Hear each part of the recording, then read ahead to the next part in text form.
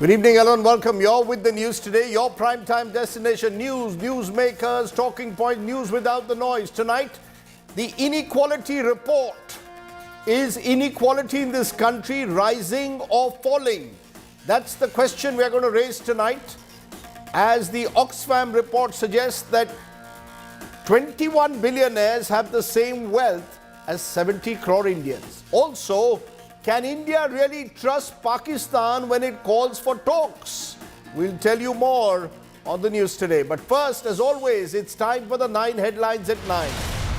Prime Minister Narendra Modi's big message at key BJP meet urges his party to reach out to Pasmanda Muslims. Says some netas unnecessarily expressing rage over films. It derails focus from real work. BJP makes its big announcement in the key election year. JP Nadda's term as BJP president extended till June 2024. Amit Shah endorses Nadda, says party strike rate under him has been high. Bengaluru South MP Tejasvi Surya accused of opening an emergency exit door in a flight before takeoff. Politics erupts over the claim. Opposition asks, why did the DGCA not act against him? Telangana Chief Bandi Sanjay's son seen on video assaulting a college student. Telangana police says no action taken yet because no complaint has been filed. Security agencies issue an advisory ahead of Rahul Gandhi's led Bharat Jodo Yatra's entry into Jammu and Kashmir. Special arrangement made for routes that Congress will cover. A day after a street march, Kejriwal's Viceroy Jaib says Lieutenant Governor must not behave like a headmaster. 5-judge bench to hear AAP versus Centre case on control of services in Delhi. Pakistan Prime Minister Shahbaz Sharif says Pakistan has learnt its lesson after 3 wars against India. This on a day when the United States Security Council lists Pakistan-based terrorist 2611 plotter Abdul Rahman Makki as a global terrorist. Big development in 20-year-old Anjali's hit and drag case. All accused slapped with murder charge by the Delhi police. The IMF's first deputy MD Geeta Gopinath tells India today global economy will recover in the second half of 2023. Adds we are far from global recession territory.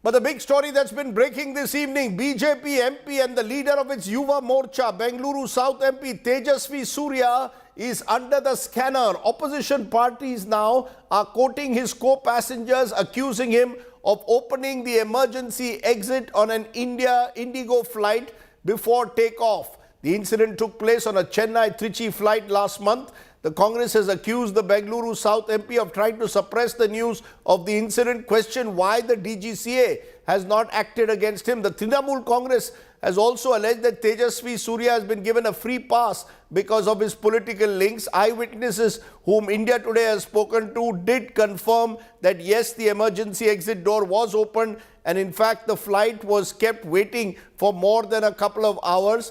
Indigo has issued a statement saying a passenger travelling on flight 6C7339 from Chennai to Trichy on December 10, 2022 accidentally opened the emergency exit during the boarding process. So clearly Tejasvi Surya now finds himself under the scanner for what reportedly happened in that flight of December.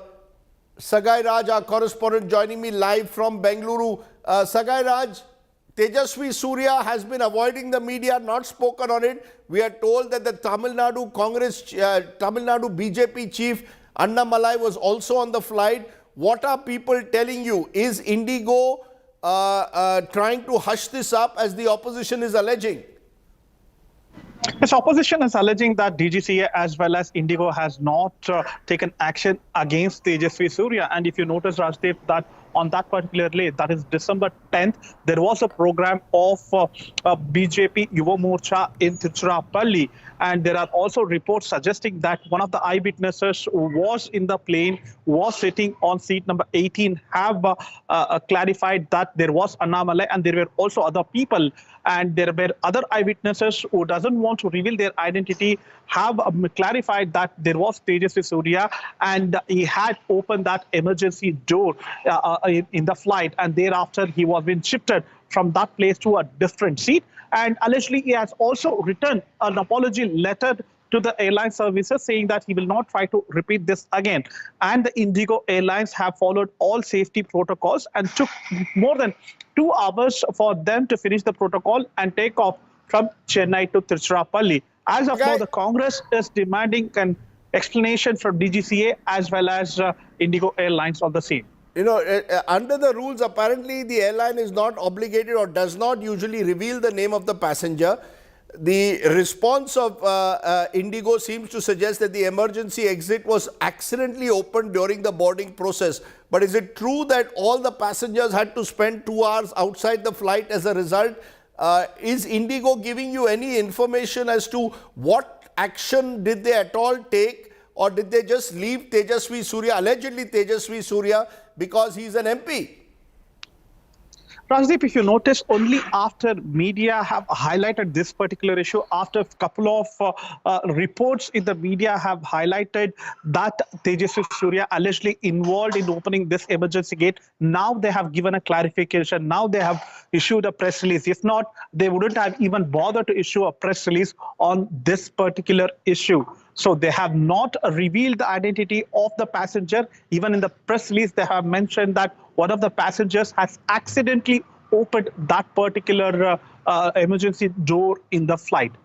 Okay, Sagai Raj, lots of details. We'll of course wait to see what Tejasvi Surya's response is to this serious allegation of opening an emergency exit door, creating a scare for fellow passengers on an Indigo flight last month. So that emergency exit scare, passenger opening the door, allegedly the passenger Tejasvi Surya, the high profile MP from Bengaluru. No comments yet from Tejasvi Surya or indeed his co-passenger Anna Malai, who remember is the BJP Tamil Nadu chief. The Congress TMC now raking up the issue and asking Tejasvi Surya to come clean. What was the explanation that he has for opening the emergency exit door?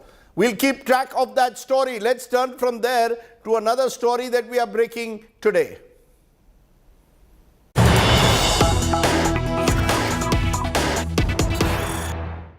Well, the BJP National Executive, two-day National Executive has concluded in the capital with Prime Minister Narendra Modi delivering the concluding speech, in which he has come down strongly on controversial statements being made by BJP leaders. Sources telling India Today that the Prime Minister has asked party leaders to be cautious of what they say, urged them to refrain from making unnecessary statements, particularly about films. The Prime Minister highlighted how work was getting wasted when leaders speak on films and the media ends up covering only that. While he did not name any incident, the timing clearly points to remarks that have been made on the film Pathan by many BJP leaders, including the BJP Home Minister of Madhya Pradesh, who had questioned the clothes that Deepika Padukone was wearing in the film. The Prime Minister reportedly reminded party leaders that they are not an opposition party anymore, but a ruling party. The Prime Minister, Mr. Modi, has also asked partymen to reach out to Muslim sections like Boras and Pasmanda Muslims, irrespective of whether they vote for the Saffron Party or not. Making it loud and clear, the Prime Minister asserted that with only 400 days to go to the polls, the BJP should reach out to every voter. Listen to what Devendra Fadnavis, who attended that meeting, had to say. ये जरूर प्रधानमंत्री जी ने कहा कि चुनाव में 400 दिन है, तो हमारे इस कार्यकाल की सेवा के लिए हमारे पास 400 दिन शेष है। ये 400 दिन हम मतदाताओं की पूरी सेवा करें। उन्होंने स्पेसिफिक ये समाज या वो समाज ऐसा न कहते हुए सारे समाज, जितने मार्जिनलाइज समाज है, सबका उल्लेख किया है। Let me go straight across to our National Affairs Editor Rahul Srivastava now joins me. Appreciate your joining us, Rahul. What's the sense you get from the Prime Minister's message? Is he in a way telling the BJP, this is no time to take on Hindi films, to take on Bollywood. This is a time to project the development works of the government. Forget all these unnecessary comments. Is this the Prime Minister in a way reading out the riot act to some of his MPs who are known to speak out of turn? Rajdeep, I think the Prime Minister is giving a much broader message. If you see, starting with 400 days left, start working. That's one message. Very clearly what the Prime Minister is trying to say, things are still better. You see, India is emerging as some nation which seem to have tamed the inflation monster much better than several other nations. Things are on the up. The economy, GDP is improving. So work hard to deliver in this period, because perhaps things can get worse in future. There can be downturns in economy and several other elements. Then the very important element, he has told the party workers that there is a large segment of voters in the country who have not seen the misrule of the past governments. Means they have not seen the past rules. They are young people. So one has to convey a message of good governance to them and then create a picture that the last government didn't perform. And this is what the BJP government led by him have delivered. So that's another message, that don't really lean too much on trying to beat the past governments. There are young people who have not seen that old regime. The third very important element is inclusiveness. I think with the Congress carrying out a huge yatra, Rahul Gandhi, Bharat Jodo, in which the principal target has been the BJP and Prime Minister Narendra Modi for attempting a very exclusivist politics, in which there are exclusions. It's not inclusive in character. There is hate, dislike, and disharmony. Now, what the Prime Minister has said, be inclusive. Be inclusive in your actions so that more and more sections join the BJP. So it's a broad-based message. And among that, this element about the movie and the comments by BJP leaders and stray comments is something that the Prime Minister is very wary. Remember, the Prime Minister is trying to attract a segment and section which is younger and may not agree with what Mr. Narottam Mishra has to say about a movie like Pathan or a song. And that is why Prime Minister perhaps wants them to focus on rather what they are supposed to do, because this is one state where Madhya Pradesh, where there is going to be election.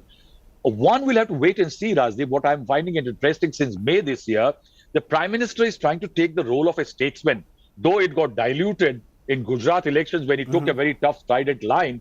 One will have to wait and see that is it something to stay here, where the Prime Minister is taking a larger than life. Especially in a year when the G20 summit is in India, clearly the Prime Minister wants to be seen above the noise of daily politics, project himself, as you said, as a statesman, reach out to Pasmanda Muslims, reach out to youth sections, and in a way read out the Riots Act to a section of his party. Thanks very much, Rahul Srivastava, for joining me there on those multiple messages, as you said, that the Prime Minister has delivered at the BJP National Executive. Now, one message which Rahul Gandhi has delivered is inequality. During his Bharat Jodo Yatra, he has been repeatedly speaking about what he believes is the concentration of wealth in the hands of a few. Now, amidst all this comes the Oxfam annual report, which says India's richest 1% own 40.5% of India's wealth, and 21 of the country's richest billionaires own more wealth than 70 crore Indians. The Congress has now accused the BJP government of widening the economic inequality. The Modi government, on the other hand, says that the middle class has risen in the Modi years. Take a look. Hindustan के 21 सबसे अमीर लोगों के पास उतना ही धन है जितना 70 करोड़ हिंदुस्तानियों के पास है, पहला आंकड़ा। और दूसरा आंकड़ा, हिंदुस्तान के सबसे अमीर 1% के पास हिंदुस्तान का 40% धन है। Rahul Gandhi raises the pitch on inequality, citing a report by NGO Oxfam India that claims inequality is rising in the country. The Congress leader claimed his Bharat Jodo Yatra is also to ensure economic justice. In an interaction with the media on Tuesday, he cited the report multiple times to claim the Narendra Modi government has pushed thousands of people to poverty. हमारी जब सरकार थी, हमने record लोगों को, इस देश में रिकॉर्ड लोगों को गरीबी से निकाला था। 20 करोड़ लोगों को हमने गरीबी से निकाला था, यूपीए की सरकार। उन लोगों को नरेंद्र मोदी जी ने वापस गरीबी में डाल दिया है। The BJP rubbished Rahul Gandhi's charges, pointing towards various welfare schemes launched by the Modi government aimed at elevating poverty. वो आंकड़ों को भूल जाते हैं जब 22 करोड़ लोगों के खाते में डायरेक्ट पैसा जाता है।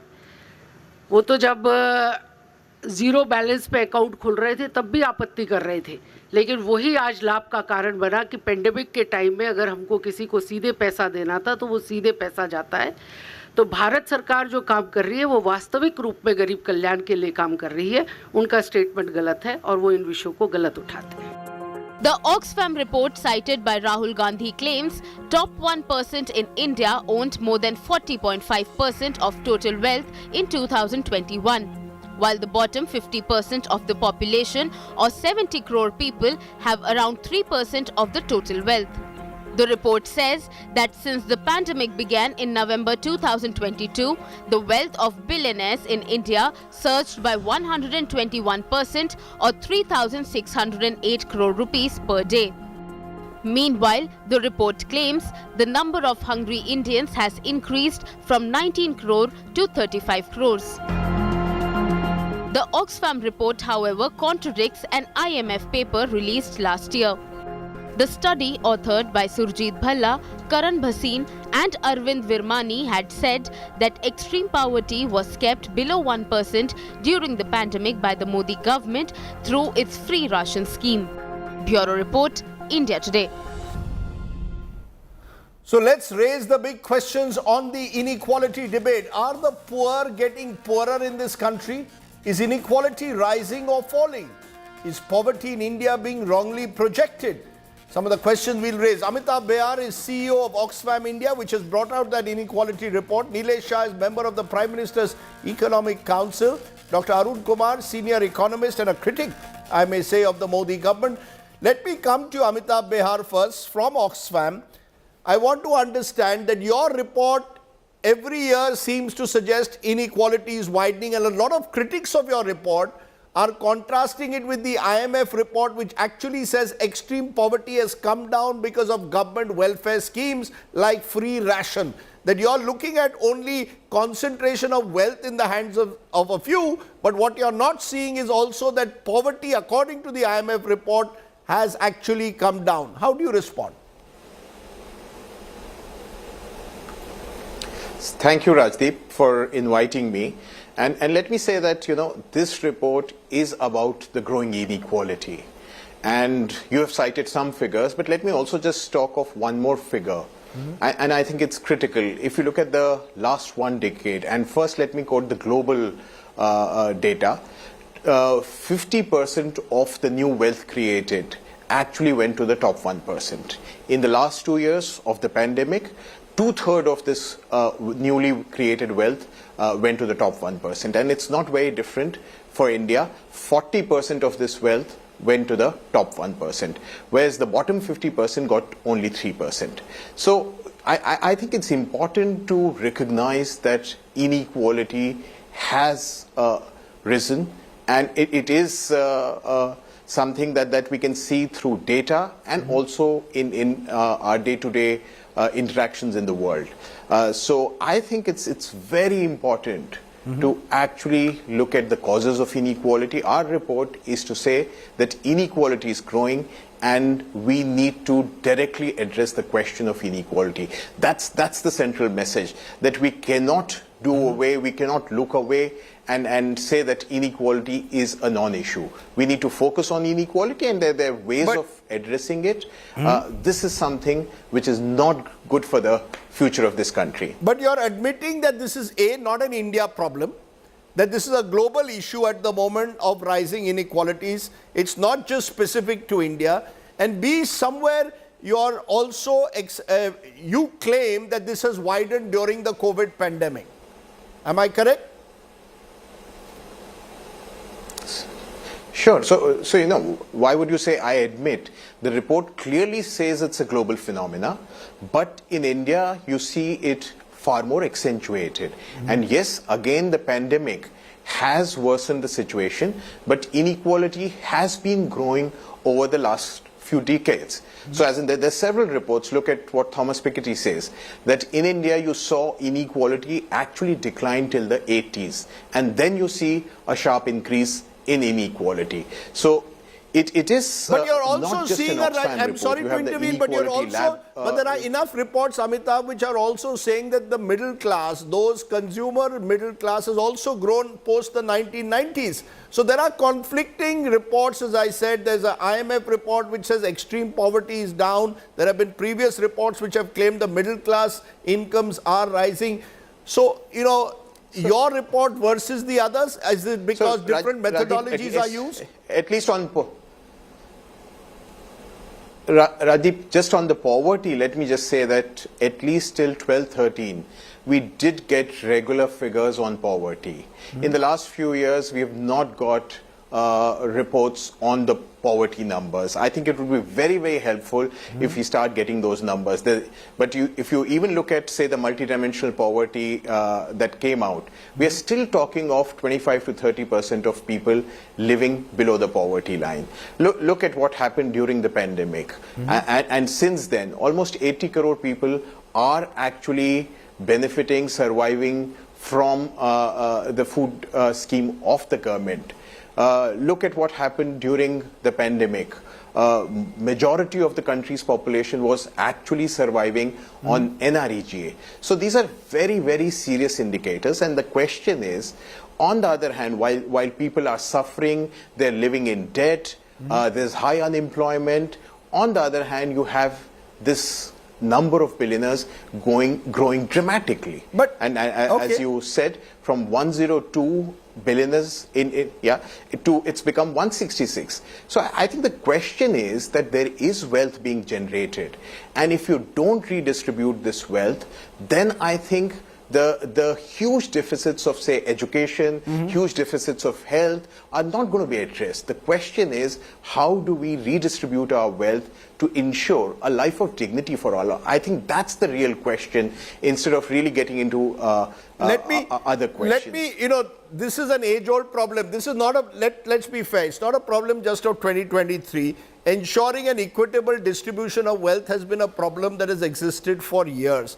But Nilesh Shah, the point that the Oxfam report makes is that the gap, they seem to suggest, is only widening. The concentration of wealth with the emergence of more billionaires, and many will say you need wealth creators.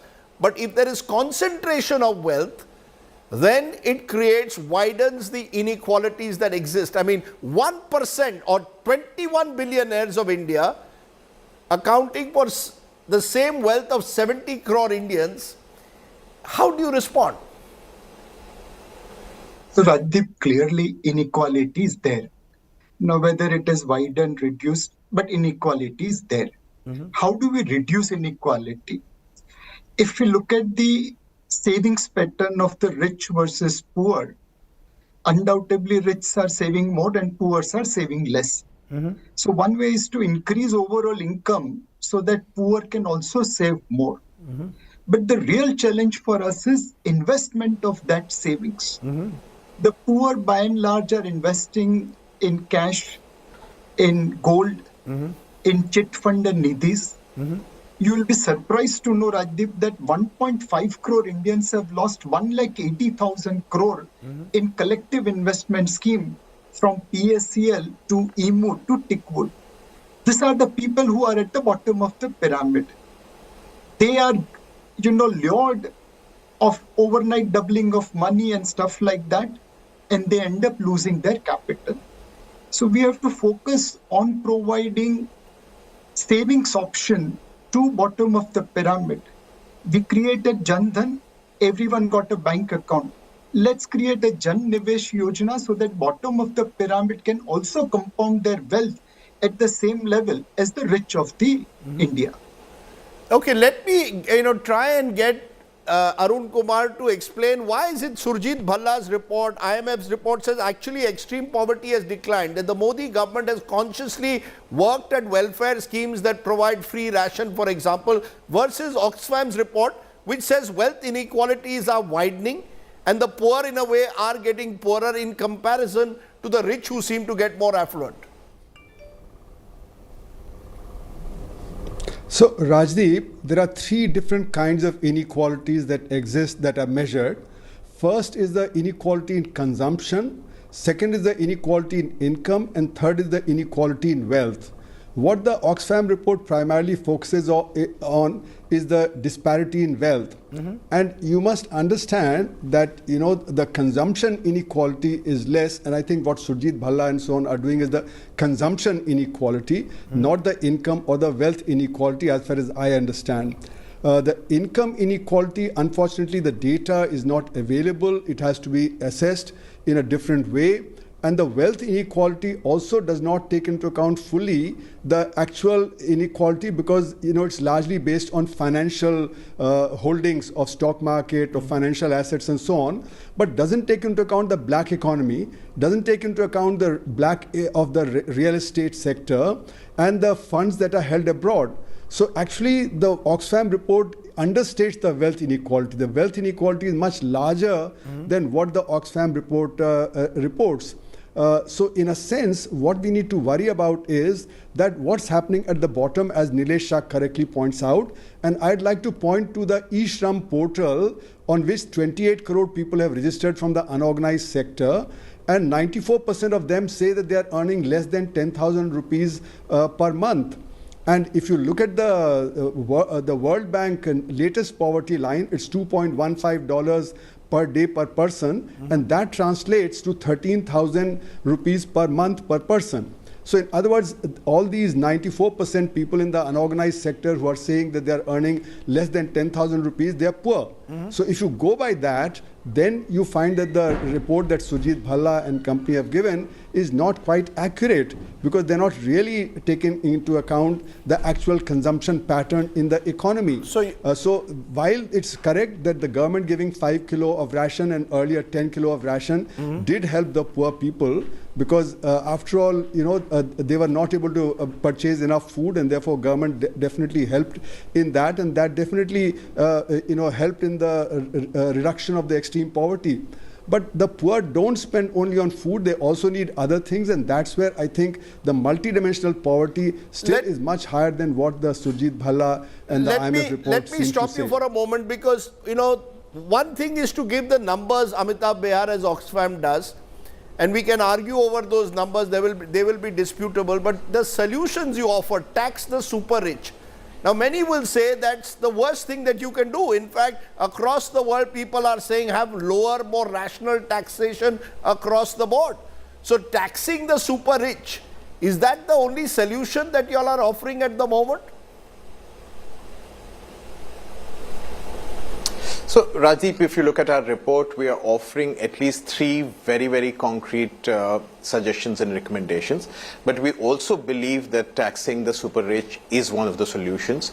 We do need a wealth tax, and wealth tax is something not alien. You have wealth tax actually in countries like Spain, Switzerland, and Norway. Let me also say that a lot of Latin American countries, Costa Rica, Bolivia, are now thinking of introducing a wealth tax, and we also had that. So I think, you know, it's given the concentration of wealth at the top, it is not something which is outrageous as a lot of people believe. I would actually say that, you know, we just get so disturbed by this idea of a wealth tax or a windfall profit tax.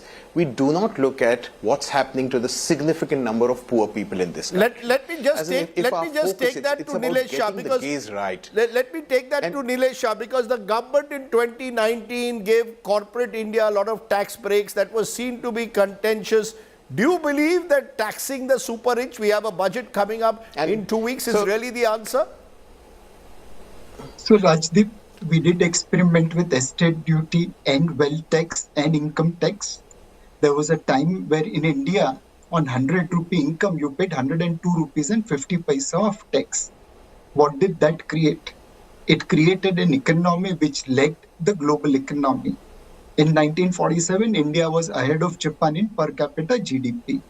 In 1960, India was ahead of South Korea in per capita GDP. In 1980, India was ahead of China in per capita GDP. Today, all these countries are way ahead of us. What we need is fair distribution of tax compliance. Today, salaried class is the probably only honest taxpayer category in the country. There are many businessmen who are rich, but they are not paying their fair share of tax. If we can improve tax compliance, probably we'll be able to raise resources which are needed for providing support to the bottom of the pyramid. So many We are will... geographically situated. Rajdeep, just one minute. Yes. We are geographically situated in Asia, but in terms of mentality, we are situated in Africa.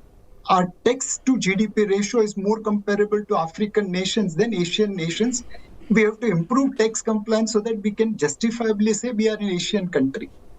You know, Arun Kumar, there will be those who have often said, just allow the economy to grow. A faster growing economy will eventually result in those in the bottom of the pyramid benefiting. More than 200 million Indians were reportedly, according to UN figures, lifted out of poverty post 2005 right up to 2016. So faster growth rate, 7%, 8%, will eventually result, as we become now the 5th largest economy with dreams of becoming 2nd largest in 25 years.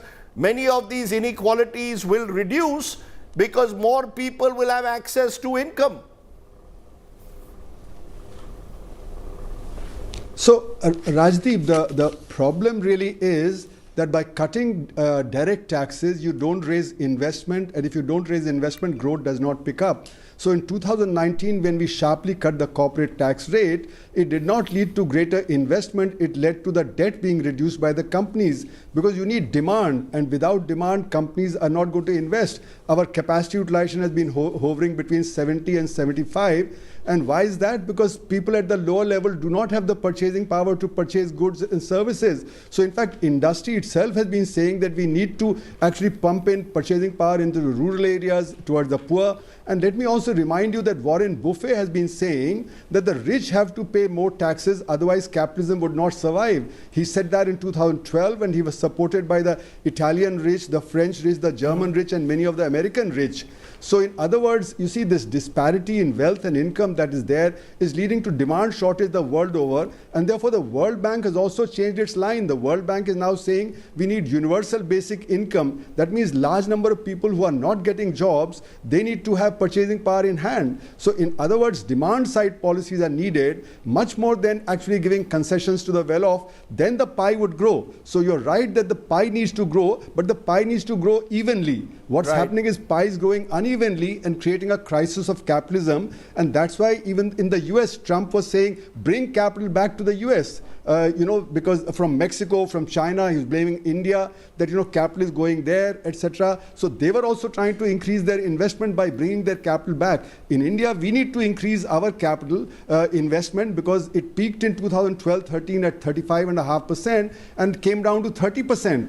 So why is that happening? Because demand is inadequate, and demand will be inadequate if there is inequality. Then at the lower levels, purchasing power is inadequate, and that's why the problem is there. So therefore, we must reduce our indirect taxes and raise direct taxes, because indirect taxes are regressive. They fall on the poor people, as this report points out. However, there's an error in the report in terms of what indirect taxes are paid by different segments. But the sense is correct that reduce indirect taxes, raise direct taxes, and through that the economy will grow much faster.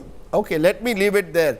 I think we've heard different perspectives, but I think the bottom line is very clear. This is an issue that will continue in a way to plague our country. We need to find ways, while wealth grows, to ensure a more even distribution, if possible, of wealth, and at least a better standard of living for those at the bottom of the pyramid. Amitabh Bhayar, Nilesh Shah, Dr. Arun Kumar, appreciate your joining me on our top talking point tonight. Let's turn from there to the other issue that we wish to raise tonight, because Pakistan Prime Minister Shehbaz Sharif has made a major admission. In an interview to Al Arabiya TV, Mr. Sharif admitted that Pakistan had learnt its lessons from 3 wars with India, and it was time for talks. He called for talks with Prime Minister Narendra Modi. All of this comes at a time when Pakistan is facing a grave economic crisis. Take a look.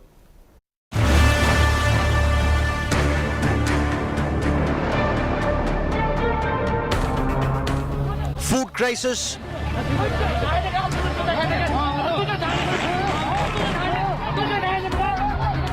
skyrocketing inflation and protests.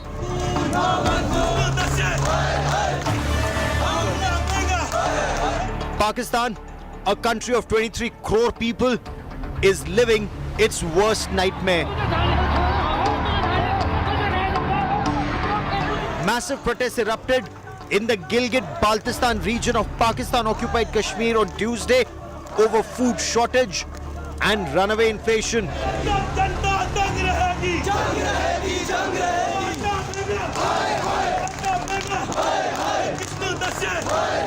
Enraged citizens of Pakistan-occupied Kashmir blocked highways and burnt tires to express their anger against the Shahbaz Sharif-led Pakistan government.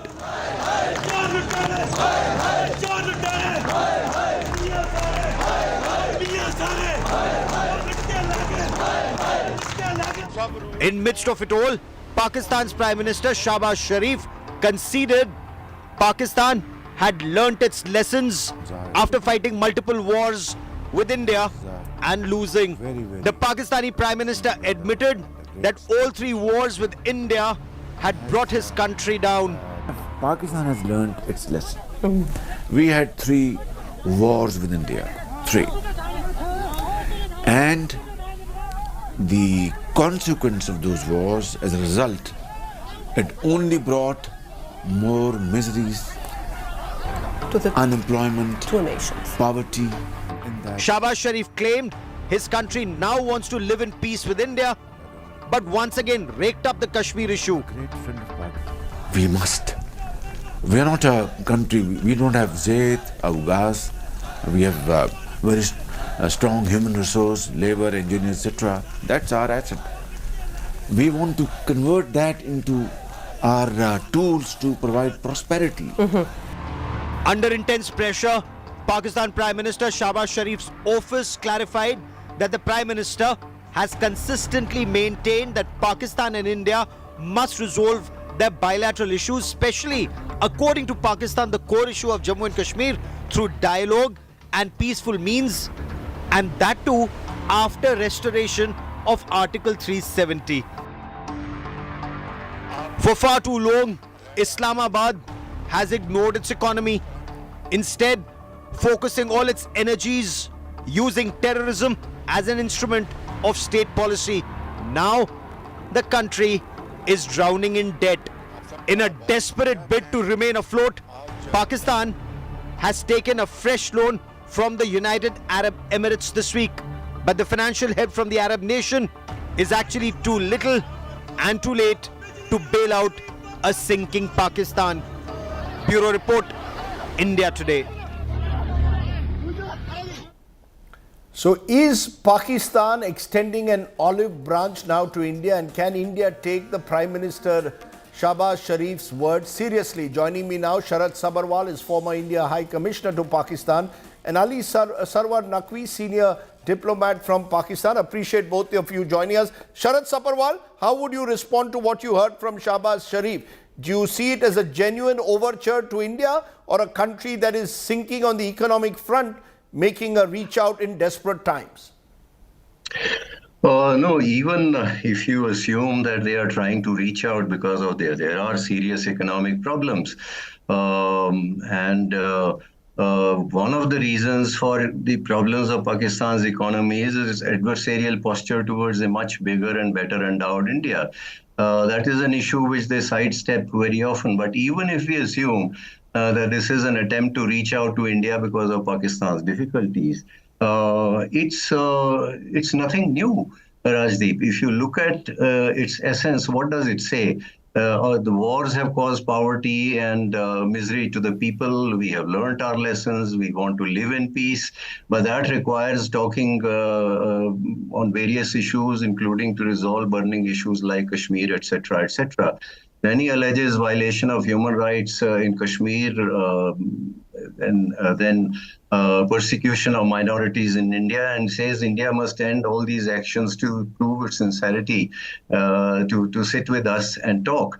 And as if negativity in his statement was not enough, the Pakistan Prime Minister's office has issued a clarification in which they say that talks cannot be held with India until India's, within quotes, illegal step of August 5, 2019 is reversed. And then peace, resolution of Kashmir should be in accordance with the UN resolutions, etc., the works. So you don't see any real change. You don't see any substantive change at all in the Pakistani position. Am I correct? No, it's of a piece with what they have been saying earlier. So what is new in it?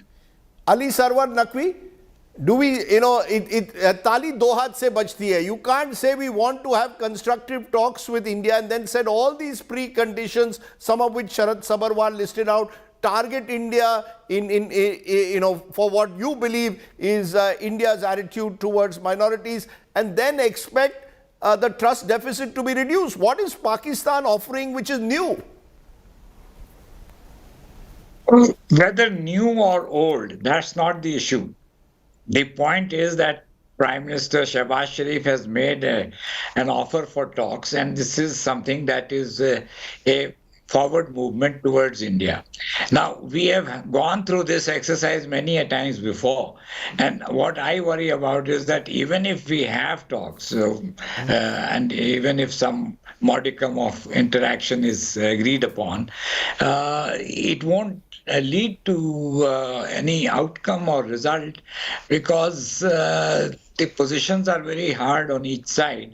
And we, of course, have the position that Kashmir is an issue that must be resolved. The minorities must be treated well. And we but India's concerns, with due regard, Mr. Naqvi, India's concerns are about cross-border terror. Only today, a Pakistani terrorist involved in 26/11 has been declared a global terrorist. Many of them continue to be based in Pakistan. We continue to see terror attacks on Indian soil. So, I mean, India, the fact is the proof must lie in the pudding. Where is Pakistan's resolve to a crackdown on terror? Just as you have concerns on Kashmir, we have serious concerns on your sponsoring terror. So how is that going to eventually result in reducing the trust deficit? This is something that has been always stuck to us, labeled. We have been labeled as a state sponsor of terrorism and all that. But the rest of the world does not accept the Indian narrative, by the way. Terrorism is a global problem, it's a regional problem, and Pakistan, as much as any other country, tries to deal with it. We have launched the biggest military operation against terrorism for 4 years, called the Zarbul Azm, which considerably reduced terrorism within Pakistan. Now, again, there is a problem because of the Pakistan Taliban and the Daesh and the Islamic Khorasan movement and all that. So this is an ongoing problem if you keep on sticking it to Pakistan and saying that Pakistan is behind all this, you're wrong. Okay, this is not how you're saying it should be seen. Look, so therefore, Sharad Sabharwal, in conclusion, are we back to square one, that for all this talk of, I want to talk to Prime Minister Modi, we've learnt our lessons from war, are we back to square one, or do you see a shift taking place gradually because of the economic crisis, in particular in Pakistan today? Well, I would say the situation remains where it was. You see, after we took our August 5, 2019 step, the then Imran Khan government had no effective answer to that move. So they painted Pakistan into a corner by suspending trade with India, which harms the Pakistani economy, asking for reversal of that step, which is not going to happen, certainly not in response to a Pakistani demand. So the situation remains where it was. And I think, Rajdeep, we must recognize that Pakistan at the moment is a highly divided polity. Shahbaz Sharif's government faces difficult elections. First in Punjab, where assembly has been dissolved, elections must be held within 90 days as per the constitution. Down the line this year, they are also going to have elections to the federal legislature. Now, in that, he faces PTI, Imran Khan, who is growing in popularity. And PMLN-led government has lost its popularity also because of some steps that it had to take to stabilize the economy, a goal which has nonetheless not been achieved. Now, under those circumstances, there is very little room for maneuver. What kind of gesture is he in a position to make if he wishes to? In a way, what you're saying is that the more things change, in a way, the more they remain the same. The options, in a way, for the Shahbaz Sharif government, particularly in the turbulent political and economic times of Pakistan, remain limited. Appreciate both of you joining me here on the News Today. Thanks very much. Let's take a break. On the other side is our Good News Today story, and it comes from Lucknow. We'll tell you more. You're watching the News Today. News without the noise.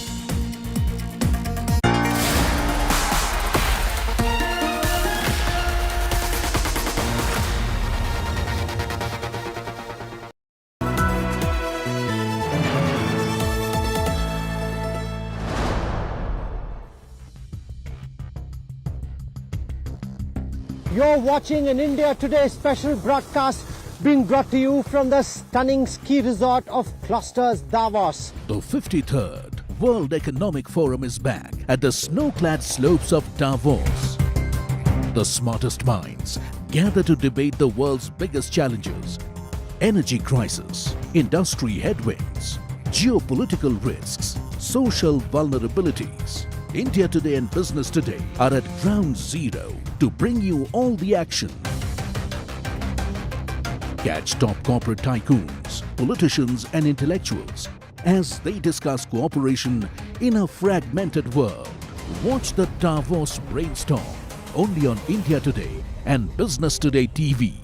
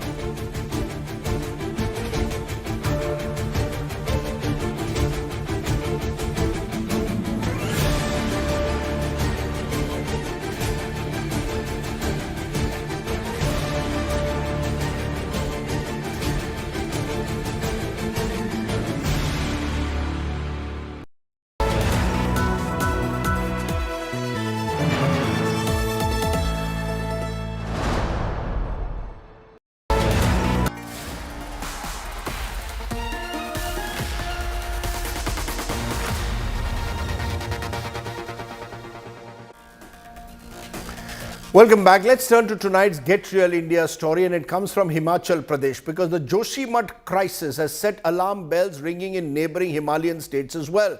Besides Uttarakhand, Himachal Pradesh too sits on shaky ground. India Today reached the difficult terrains of the state and found several villages facing a Joshimath-like situation with cracks in houses sending villagers into panic. Manjeet Sehgal with tonight's ground report.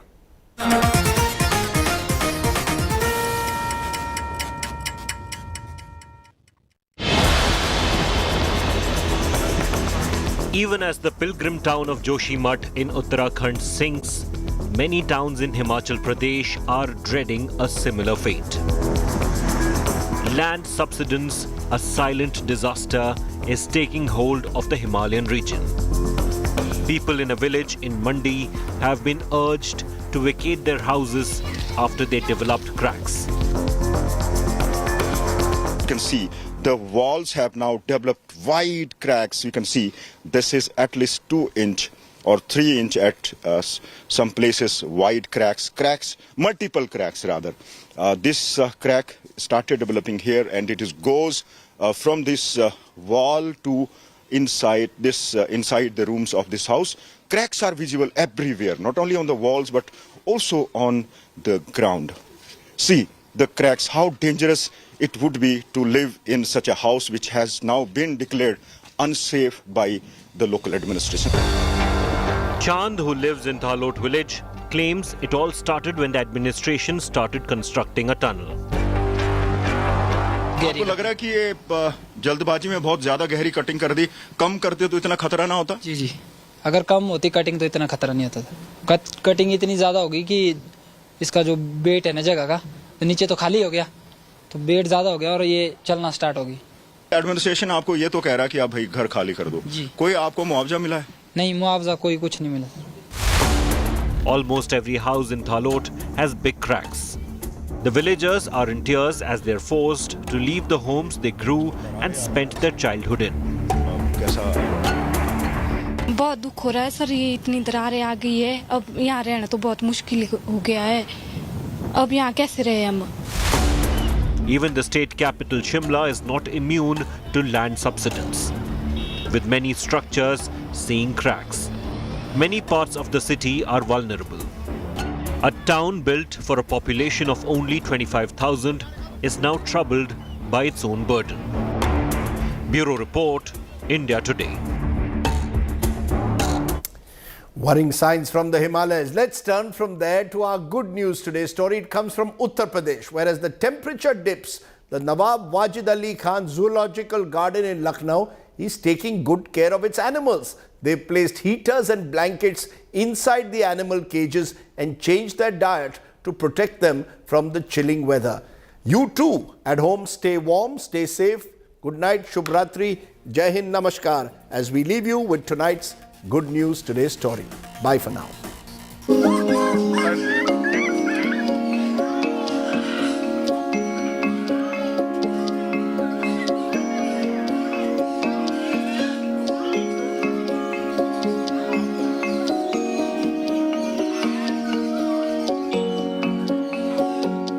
Heaters and blankets inside cages. This is how Lucknow's Nawab Wajid Ali Shah Zoological Garden is protecting its animals from the cold wave that has swept North India.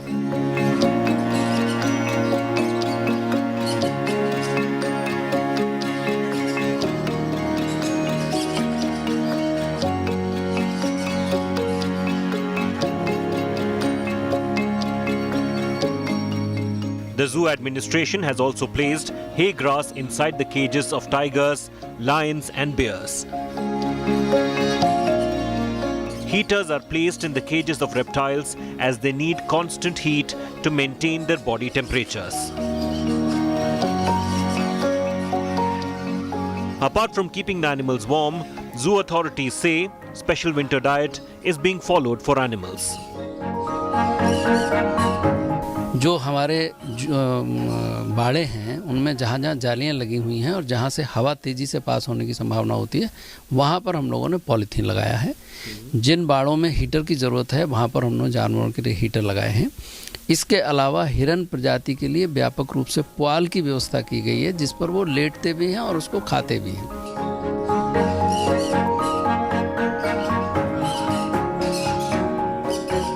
The harsh winter is unbearable for many of these animals, but the zoo initiative has made life a bit easier for them. Lucknow के चिड़ियाघर में क्या किए गए हैं इंतजाम? ठंड आप सभी को मुबारक, पर उस ठंड के साथ साथ सेहत का ध्यान रखना भी शायद बेहद ज़रूरी है। फिर चाहे हम इंसान हो और चाहे चिड़ियाघर या बाहर रहने वाले तमाम जानवर और पक्षी। With Samad Srivastava from Lucknow, Bureau Report, India Today.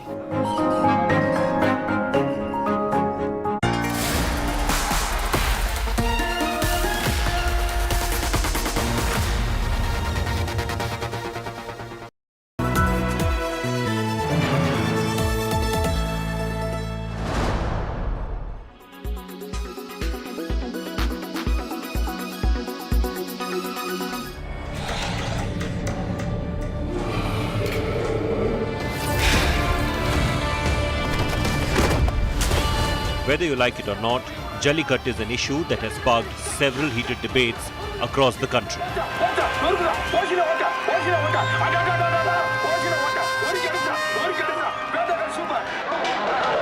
Be it Murattukalai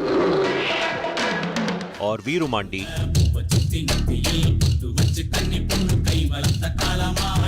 filmmakers have often used this traditional sport to further the narrative in their films.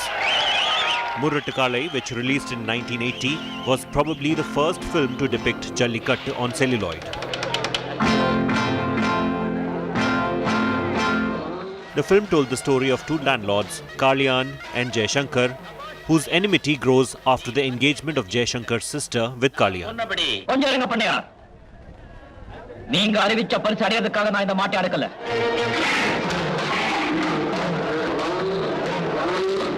The Jallikattu scene where Rajnikant manages to tame the bull in some ways paved the way for Rajni to become the invincible superstar that he is today.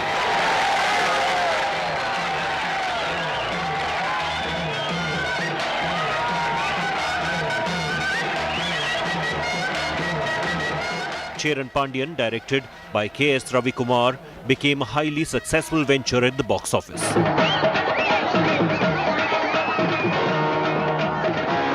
The film had its lead actor Sharat Kumar participating in Jallikattu, which was also well received by the Tamil audience.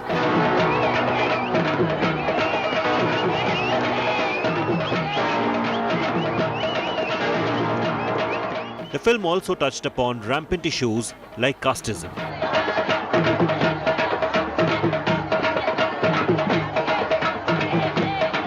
Starring Prabhu, son of legendary actor Shivaji Ganeshan, Rajkumaran, which hit the big screens back in 1994, was a box office dud.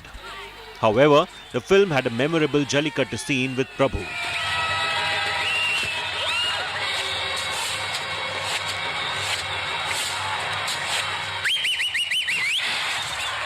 Rajkumaran also marked Prabhu's 100th film.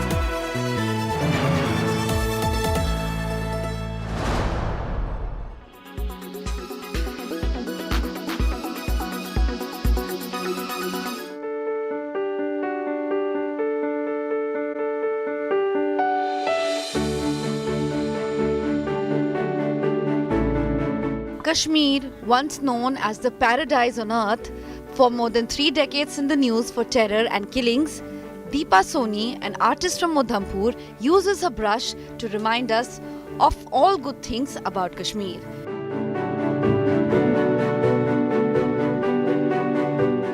She wants the youth of the valley to be aware of the centuries-old heritage of Kashmir. She shares her vision of a positive, peaceful and fearless Kashmir through her canvas. I keep on trying different mediums. Like आप देखेंगे कि 3-dimensional काम मैं बहुत करती हूँ. कई बार मैं abstracts बहुत करती हूँ. कई बार मैं folk styles भी कर रही हूँ. Miniature के साथ में मेरा बहुत ही मुझे बहुत पसंद है miniature paintings करना, जो कि बसोली painting मुझे बहुत पसंद है. Through her exquisite paintings, Soni recently depicted the autumn and what it means for the valley. जो यंग जनरेशन है वो नए आर्ट फॉर्म्स के साथ काफ़ी इंस्पायर रहती है, और जो पुरानी जनरेशन है वो भी अपने पुराने हेरिटेज जो आर्ट फॉर्म्स करती आ रही है अब वो आगे जनरेशन को नहीं सिखा रही है। तो कहीं ना कहीं जब यंग जनरेशन को इसमें इंटरेस्ट होगा तो ये फोक स्टाइल्स को हम आगे लेके जाएंगे। Sony's main objective is to promote folk arts through exhibitions to keep the youth engaged. With Mauzu Mohammed, Bureau Report, India Today.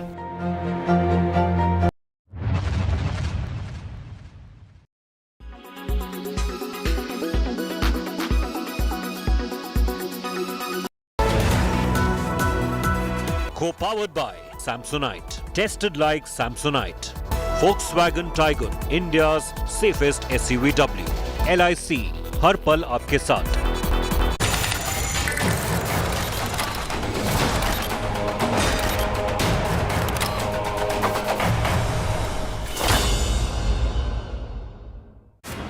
Hello and welcome to an India Today special broadcast. I'm Gaurav Sawant.